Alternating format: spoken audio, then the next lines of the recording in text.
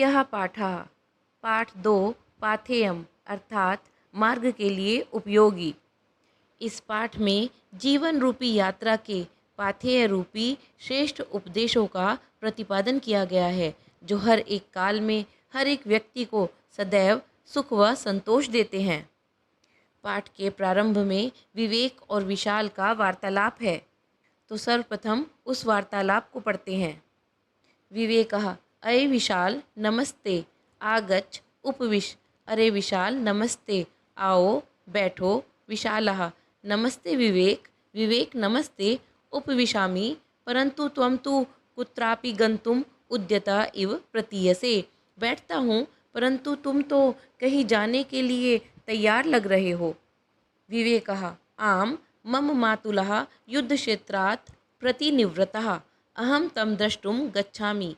हाँ, मेरे मामा युद्ध क्षेत्र से लौटकर आए हैं, मैं उनको देखने के लिए जा रहा हूँ। विशालः अहो धन्य तव मातुलः यह एवं देश सेवायां संलग्नः। अरे तुम्हारे मामा धन्य हैं, जो इस प्रकार से देश की सेवा में लगे हुए हैं। अत्र स्यूते किम एतत् नयसि, यहाँ इस बस्ते में तुम क्या ले जा रहे हो। विवेकः सूते पाथेयम अस्ति, इस बैग में पाथेयम अर्थात मार्ग के लिए उपयोगी सामग्री है। विशालः पाथेयम किम भवति, पाथेय क्या होता है। विवेकः विहस्य शृणु पथि हितकरम पाथेयम भवति, हंस करके सुनो, रास्ते में कल्याणकारी पाथेय होता है। अतः स्यूते कानिचित फलानि अथ च ज्ञानवर्धनाय द्वित्राणि पुस्तकानि अपि सन्ति, इसलिए बस्ते में कुछ फल और ज्ञान बढ़ाने के लिए 2-3 पुस्तकें भी हैं। विशालः इदानीं ज्ञातम्, अतएव अस्माकं मणिका पाठ्यपुस्तके पाथेयम इति पाठे सुभाषितानि सन्ति।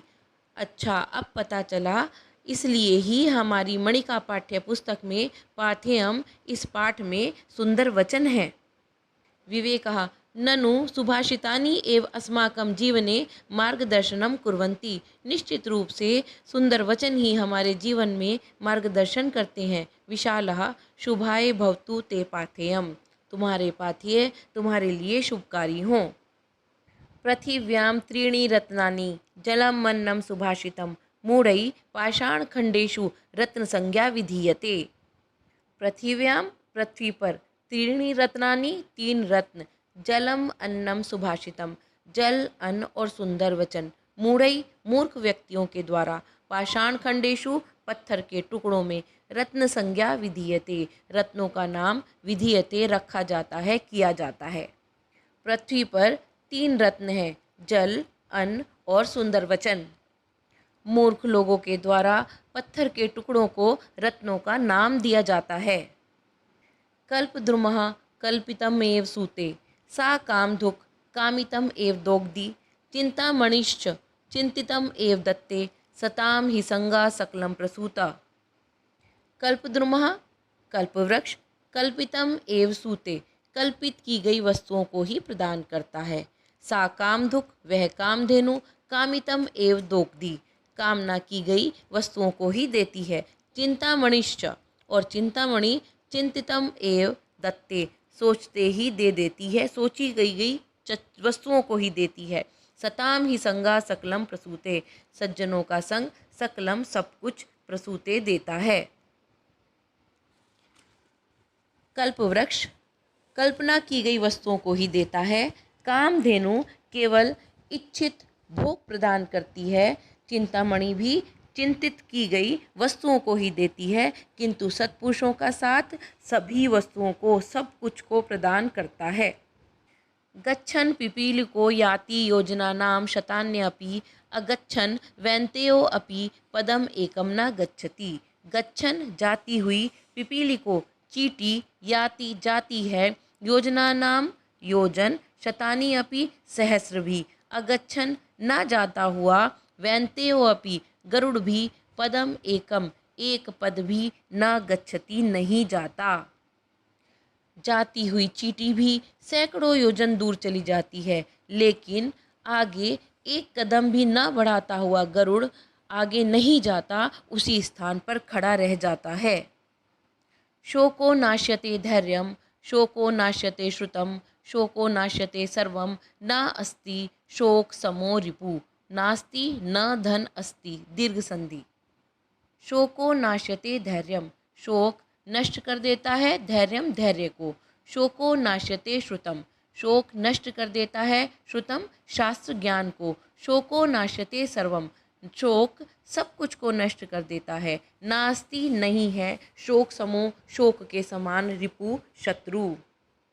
शोक धैर्य को नष्ट कर देता है, शोक शास्त्र ज्ञान को नष्ट कर देता है, शोक सब कुछ नष्ट कर देता है। शोक के समान कोई दूसरा शत्रु नहीं है। गौरवम प्राप्यते दानात् न तु वित्तस्य संचयात्, स्थिति उच्चई पयोदानाम पयोधीनाम अधः स्थिति।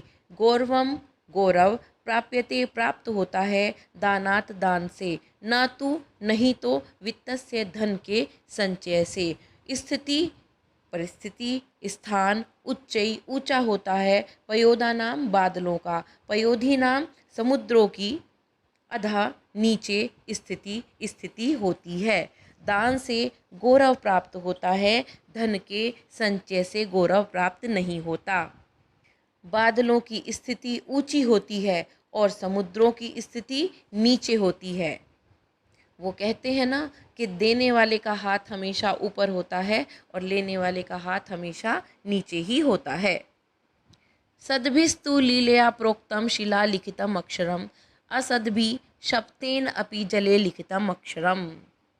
सद्भिस्तु सज्जनों के द्वारा, लीलया सरलता से, खेल खेल में, प्रोक्तम कहे गए, शिला लिखितम अक्षरम शिला चट्टान पर लिखे हुए अक्षर, असद्भि असज्जनों के द्वारा, शप्तेन अपि शपथ से भी, जले लिखितम अक्षरम जल पर लिखे हुए अक्षर। सज्जनों के द्वारा सहजता सरलता से कही गई बात चट्टान पर लिखे गए अक्षरों की भांति होती है, अर्थात उन्हें कोई मिटा नहीं सकता, तथा दुर्जनों के द्वारा शपथ पूर्वक भी कही गई बात पानी में लिखे हुए अक्षर की भांति होती है, जो उसी क्षण मिट जाती है, समाप्त हो जाती है।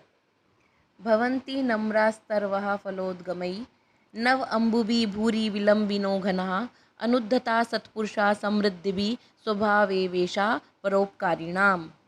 भवन्ति होते हैं, नम्रास्तर्वः नम्र वृक्ष, फलोद्गमैः फल के आने से, नव अम्बुभि नए नए जल की धाराओं से, भूरि विलम्बिनो बहुत अधिक झुके हुए होते हैं, घना बादल, अनुद्धता नम्र और सरल, सत्पुरुषा सत्पुरुष, समृद्ध भी संपत्तियों में, स्वभाव स्वभाव एव एषः ही ऐसा, परोपकारिणाम परोपकारियों का। वृक्ष फलों के आगमन पर नम्र हो जाते हैं, झुक जाते हैं। बादल नवीन जल की धाराओं से युक्त हो जाने पर अत्यधिक लटक जाते हैं, झुक जाते हैं। सज्जन संपन्नता समृद्धि से युक्त होने पर नम्र हो जाते हैं। परोपकारियों का स्वभाव ऐसा ही होता है। काष्ठादग्नि जायते मध्यमानाद, भूमिस्तोयम खन्यमाना ददाति, सोत्साहनाम नास्त्य असाध्यम नराणाम, मार्गारब्धा सर्वयत्ना फलन्ति। काष्ठादग्नि जायते, लकड़ी से अग्नि उत्पन्न होती है, मध्यमानात रगड़े जाने से, भूमि धरती, तोयम जल को, खन्यमाना खोदे जाने पर, ददाती देती है। स उत्साहनाम उत्साह से युक्त व्यक्तियों का, न अस्ति असाध्यम संधि तोड़ेंगे, न धन अस्ति धन असाध्यम, दीर्घ और यण संधि है। नराणाम न नहीं, अस्ति है, असाध्यम असंभव, नराणाम मनुष्यों के लिए, मार्ग आरब्धा प्रारंभ हुए कार्य वाले, सर्वयत्ना सभी प्रयत्न, फलंती फलीभूत होते हैं। रगड़े जाने पर लकड़ी में से अग्नि पैदा होती है, खोदी जाती हुई भूमि जल देती है। उत्साह से युक्त मनुष्यों के लिए इस संसार में कुछ भी असाध्य नहीं है। उचित दिशा में किए गए, प्रारंभ किए गए सभी प्रयत्न फलीभूत होते हैं। वयम इहि परितुष्टा वल्कलई त्वं दुकूलहि, सम इहि परितोषो निर्विशेषो विशेषः, सातु भवति दरिद्रो यस्य तृष्णा विशाला मनसि च परितुष्टे को अर्थवान को दरिद्रः। हम इस संसार में परितुष्टा संतुष्ट हैं वल्कलई वृक्ष की छाल से बने हुए वस्त्रों से, तुम दुकूलई रेशमी वस्त्रों से, सम समान इस संसार में तरितोषो संतोष निर्विशेषो विशेषः, जहाँ कोई भेदभाव नहीं है। सातु भवति वह तो होता है, दरिद्रो दरिद्र यस्य तृष्णा विशाला जिसकी इच्छाएं बहुत विशाल होती हैं, मनसी च परितुष्टे मन से संतुष्ट हो जाने पर, को अर्थवान कौन धनवान को दरिद्र कौन गरीब। हम सब यहाँ वल्कल वस्त्रों से संतुष्ट हो गए, तुम रेशमी वस्त्रों से संतुष्ट हुए। यहाँ संतोष समान है, उसमें कोई भेदभाव नहीं है। वही व्यक्ति दरिद्र होता है जिसका लालच महान होता है, बड़ा होता है, जिसका लालच खत्म नहीं होता, इच्छाएं अनंत होती है, और मन से संतुष्ट हो जाने पर कौन धनवान और कौन दरिद्र, अर्थात धनवान और दरिद्र का भेदभाव समाप्त हो जाता है। ऐश्वर्यस्य विभूषणं सुजन्ता शौर्यस्य वाक् संयमो ज्ञानस्य उपशमः कुलस्य विनयो वित्तस्य पात्रे व्ययः अक्रोधस्तपसः क्षमा बलवतां धर्मस्य निर्व्याजता सर्वेषामपि सर्वकारणम इदम शीलम परम भूषणम। ऐश्वर्य का आभूषण सज्जनता है, शौर्य से वाक् संयमो शौर्य का वाणी का संयम, ज्ञानस्य उपशमः ज्ञान का आभूषण शांति है, कुलस्य विनयो कुल का विनम्रता, वित्तस्य पात्रे व्ययः धन का उचित स्थान पर व्यय करना, अक्रोधः तपसः क्रोध ना करना, तपस्या का तप का, क्षमा बलवताम क्षमा करना बलवान लोगों का, धर्मस्य निर्व्याजता धर्म का आभूषण निर्व्याजता सरलता है, सर्वेषाम अपि सभी का ही, सर्व कारणम सभी कारण से, इदम यह, शीलम सदाचार, परम भूषणम परम भूषण है। वैभव अर्थात ऐश्वर्य का आभूषण सज्जनता है, पराक्रम का, शौर्य का वाणी संयम वाणी में संयम लाना, ज्ञान का शांति अर्थात विषयों से निवृत्ति, कुल का विनम्रता, धन का उचित स्थान पर व्यय करना, तपस्या का क्रोध ना करना, और बलशालियों का आभूषण क्षमा है, और धर्म का आभूषण सरलता अर्थात छल का अभाव है। किंतु सभी का ही कारण यह सदाचार सभी का सर्वोत्कृष्ट आभूषण है। शीलम परम भूषणम शील ही सर्वोत्तम आभूषण है।